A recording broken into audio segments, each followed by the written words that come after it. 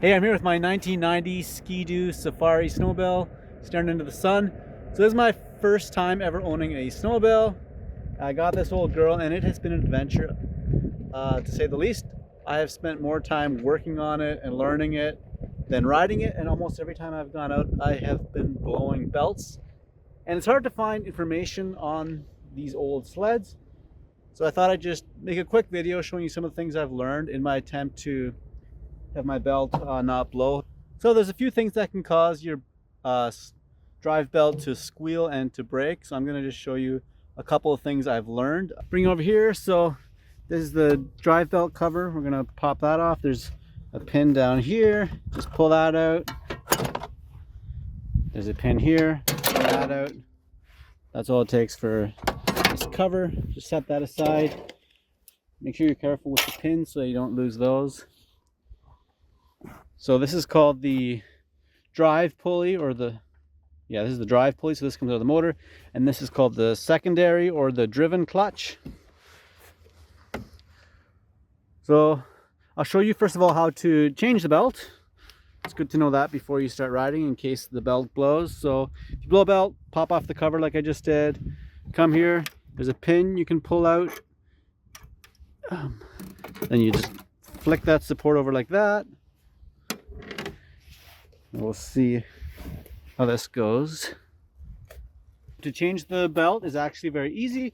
What you're going to do is take your hand, put it on the back of this. It's called the sheave, and you're going to pull it clockwise and pull it towards you and that direction. So towards the opposite side of the machine. So I'm turning it. Well, I shouldn't say it's very easy, but as you open it up, the belt loosens up, and you're going to slide it off the back. Just be careful you don't get your fingers pinched in there, because there's tension in there.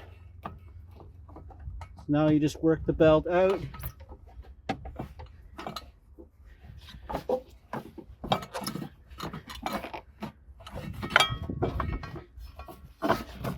And then just squeeze it underneath your driven pulley. And there it is. And so to install it, it's just the opposite of that. First of all, you put it in here first. And when you install it, you want to put it in the same way it was installed. So most people recommend that you have the writing facing so that you can read it from this side of the machine. Get that in there. Then you work it around. Careful not to kink the belt or anything. So then we have it ready. So again, we push on this and go clockwise. And the belt will open, or the clutch will open up. And there you go. Belt's in there. So after you're driving, if on this machine, if the clutch is set up properly, the top of the belt should be flush with the two sheaves. So a lot of newer machines, I think the belt should be riding up like 1/8 of an inch or so. With these belts, according to the service manual, the top of the belt should be flush with the top of the sheaves. Now the belt will move as you drive it, so don't set this up after you just slam the belt on, but after you've driven it or got it tight, it should be flush with the top. You also want to check your belt deflection if you're dealing with busted belts or squealing. So I can't remember exactly what the specs are, but you should have, I think it is 1.25 inches of deflection with, I think it might be 15 pounds of pressure on the middle of the belt. So basically, and I don't have a scale, so I just use a guess. So you push on that, it should go in 1.25 inches with 15 pounds of pressure. But again, make sure your belt's tight, properly situated in the secondary clutch before you do that, or your measurement's not going to be accurate. So this is not tight. Probably right now my belt's too loose, but I have been having squealing issues. So if your belt needs to be adjusted, it's a bit of a pain. So down here, this is called the chain case. So it contains the chain in here. So there are 4 bolts that hold this. If you stick your head down in here, you can see them, 1, 2 on each side. You're going to need a socket extender to reach those. You won't be able to get at them with just like a wrench or something. You're probably going to need, yeah, like a 3-inch socket extension or so. Then you can loosen those 4, and then you'll be able to tip this forwards or backwards.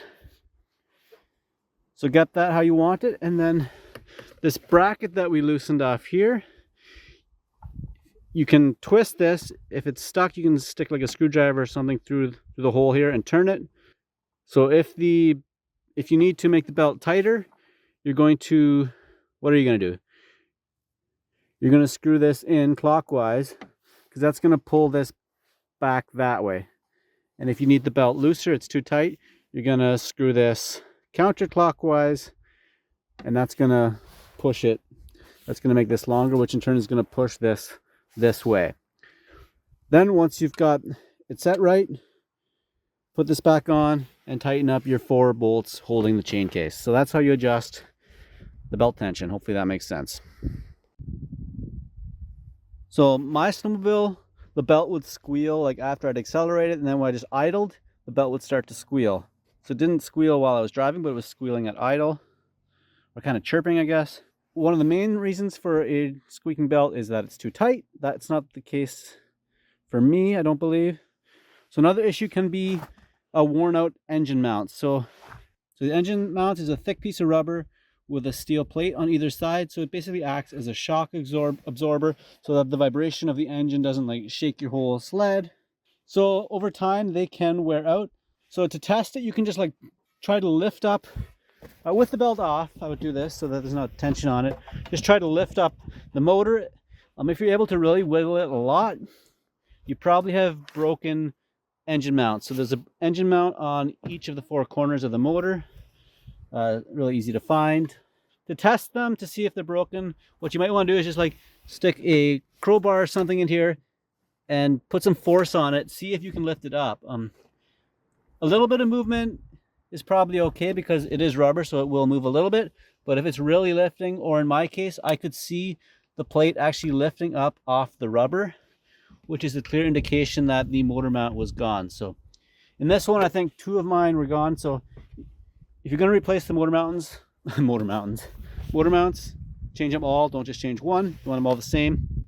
Now, motor mounts are kind of a pain to change in this case, especially if you don't have proper equipment, but very important. And I think that might have been the main reason that I was blowing belts.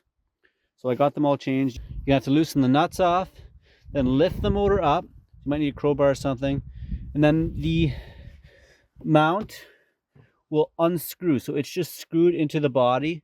There's no need to unscrew a nut on the bottom of the machine. They just screw into the frame. If it's like mine, it might be stuck, just rusty. Maybe it hasn't been removed in a long time. So maybe hit it with some liquid wrench or another anti-seize like that. And they also have these notches in, so you can stick a screwdriver into there and then hit it with a hammer just to try to bang it loose. So I've got new motor mounts in here. Now my belt, I took it for a ride this morning. The belt was still chirping and it just didn't sound right. So next we're going to check the clutch alignment. So that is the alignment between the 2 clutches, obviously. So to check that, I think there is a tool you can buy, or used to be able to, or you can take a piece of like steel or straight wood. So this is about 19 inches long. And now the thickness is very important. It should be 3/8 of an inch thick.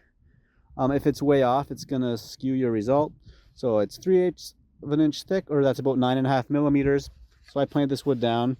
So to align our clutches, what we're gonna do is we're gonna open this up, which we know how to do from the start of the video. Stick your piece of material in there, your straight edge. It has to be straight. So it's sandwiched between the 2 clutch halves now. And then you bring it into here. And look at that. It's supposed to be in line with the bottom of the back of this clutch here. In the bottom. So I can see that I'm off by 1/4 of an inch right now. So to align these clutches, what I'm going to have to do, I'm going to have to loosen these 4 motor mount bolts. I'm not going to take the motor mounts off, just loosen the 4 nuts. So the plate that holds the engine has an extra big hole, so there's room to shift the engine around to get your alignment properly. So what I'm going to have to do, loosen all 4 nuts, slide the engine into position and tighten it up to get these 2, to get no gap down there. And then hopefully once I do that, she purrs like a kitten and no more exploding belts, because I'm sick of it. All right, just to show you, so I've got all 4 of the nuts loose. Now I'm able to move the motor around. So I'm going to get in a position and tighten it back up. So I got the nuts on the motor mounts tightened up again, and you can see now that is lined up nicely. That's looking good. When you tighten the nuts up on the motor mounts, don't make them gorilla tight, so just snug them up. It's against rubber, so if you like squeeze them up like crazy, you're probably gonna wreck it. Just use some common sense there. So I'm gonna pop this out, put the belt back on, put it back together. I'm gonna see if the belt still squeaks. Not too hard once you know how, but it's hard to know how if nobody tells you.